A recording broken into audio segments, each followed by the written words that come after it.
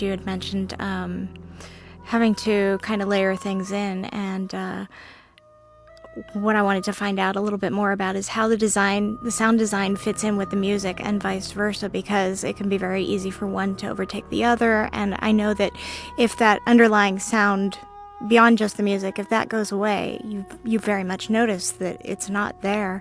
And one of the things that I noticed from even within the beta is that it seems richer to me than anything we've kind of done before. So how do you kind of marry those together? The ambient sounds are very carefully considered by us and in context with the music and also as a standalone. And Jonas Laster and Derek and myself spent I don't know how many weeks coming in really early in the morning, spending about 1 to 2 hours listening to every ambience that had been created for literally both major continents and all the new zones, and critiquing and making notes for changes and things like that, because that's the one thing that plays all the time. I mean, the music comes and goes, and right. The ambience really has to provide that little push over the edge into full immersion that make you feel like you're there. And and in context with the music, I think all of us who are writing and finally mixing this music before it goes into the game, we take the ambience if it's ready and we play it alongside the music and kind of make choices about how loud certain musical elements should be. You know, can I hear the English horn solo or the French horn soaring over what might be a pretty complex background ambience, depending on where we are. Mm-hmm. So we're still in Azeroth, and things have kind of been flipped on their heads, so to speak. How does the sound design fit in with those changes? You were mentioning earlier, Derek, that going to these places that used to be, your memories have changed. So how did that really influence that sound design then? Well, I think one of the things that are different this time around, well, Jonas was working with a far bigger team than ever. You had Brian from the previous expansions helping out, Chris Giampa, Michael Johnson, Paul Menachini, John Graves, Chris De La Pena. We had far more hands on the project than ever before, because there was so much to do, not just in the newer zones, but also in the old world with so many new things happening. And they, of course, were pushing it to a new level, trying to incorporate other concepts, not just about what the sound was, but the fact that everything had to do with the elements. So if something was related somehow to one of the elements, there were sonic elements of water into anything that had anything remotely to do with water, or fire, whether it was a lamp or a new campfire or something that drew from some sort of fire-based recording or elemental source. So there's a lot of the conceptual things that have found their way into all the sonic landscape in the new expansion. We've all seen movies where, like in the case of, say, fire, the fire is so important to the plot of the movie that it's almost a character in and of itself. So the sound design starts incorporating wispy, almost like you're hearing whispering in the steam and the smoke and things like that. So that kind of thinking started permeating our approach to the sound design. So for the 4 elementals, what can we do to not make it say, listen to me, I'm a cool sound effect, but to just subliminally have the ear kind of go, well, this is familiar. And often like a human vocal, like a whisper or something is great for that, because we instinctively, on some level, pay attention to a human vowel sound or vocalization. We want to hear what that message is. Right. So it's, there's no words. It's all just kind of ethereal sounds, but you'll hear that injected into our ambiences here and there, just to add a sense that the elementals are sentient, conscious beings. It isn't just physics. in Azeroth, everything is alive on some level. Right. So I wanted to find out a little bit about sound design when it comes to certain monsters or characters. You mentioned, of course, the kind of characterization of the elements, but what was the most interesting or even challenging to create of any of the new creatures that have been introduced into the expansion?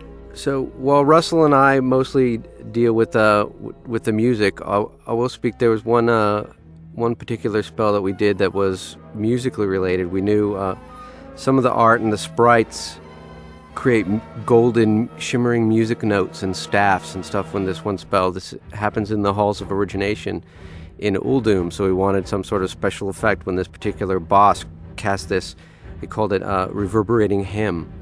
So it's something that happens, and so we took some sound effects and some electronic pads, and then I took some choir music that Russell had recorded for Uldum for the Lost City, sort of related to the Tolvir and whatnot, and cut that in and processed that. So while he's casting this and keeping this buff on you, and you're seeing these golden music notes, it's a very specific sort of musical sound effect, rather than just the other music cuts out, sort of creating it's a more musical sound effect rather than just a spell effect. Are there any surprises that players should keep an eye out for? One of the most talked about and yet little known sounds is still the throne room in Lordaeron. Is there anything along those lines that they should be listening for?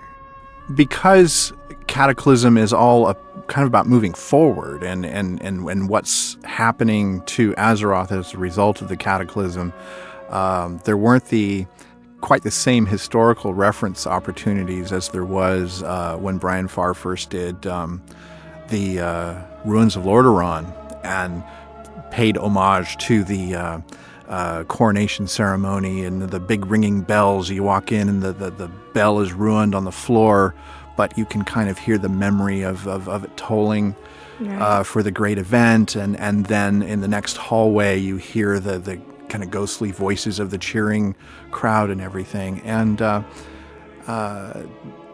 we're more firmly in the present, I think, in Cataclysm. So the references are more what we've already spoken about in terms of referencing, that the elementals and that they're alive and they're in torment and right. Very strange things are happening. So that's kind of the sub-language or subtext going on. Right.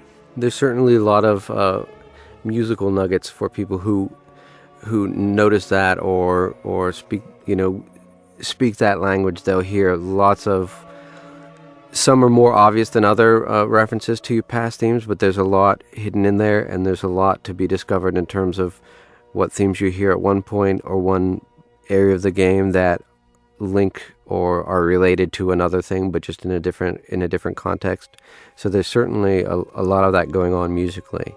Neil Acree did a tremendous job of taking some of the Night Elf and other themes that you heard in Ashenvale or Teldrassil, and he really didn't change the melodies at all, but he added this subtle twist, like things are not quite right, and yet they still retain the beauty of the original themes from the 2004 release of World of Warcraft, and we also had the opportunity now to record them with a live orchestra, which brings this organic, it's ear candy. It truly is. It's just There's something about it. The melodies were good enough to survive.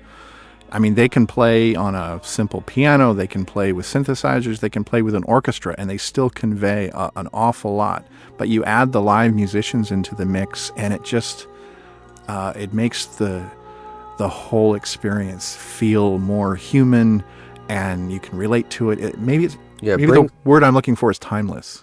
Yeah, it brings a level of emotion to the music that's really something has to be experienced.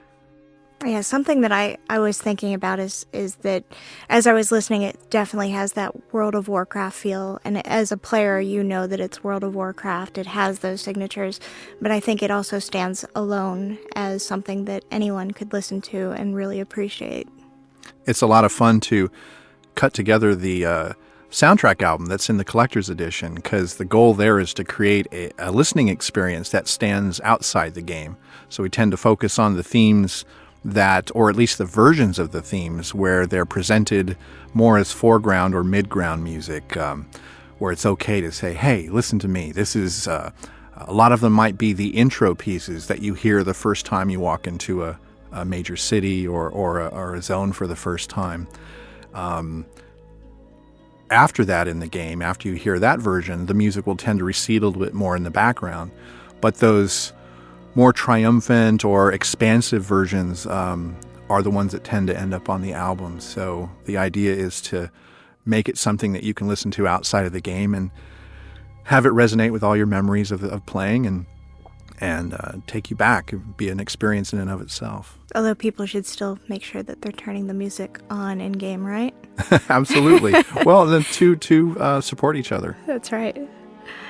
So we've talked about the music that has been added in each expansion before, so I'd be remiss if I didn't ask just how much more music has been added into this expansion. We're clocking in it right now, as of this recording, at about 8 hours of new music have been added to the Cataclysm expansion.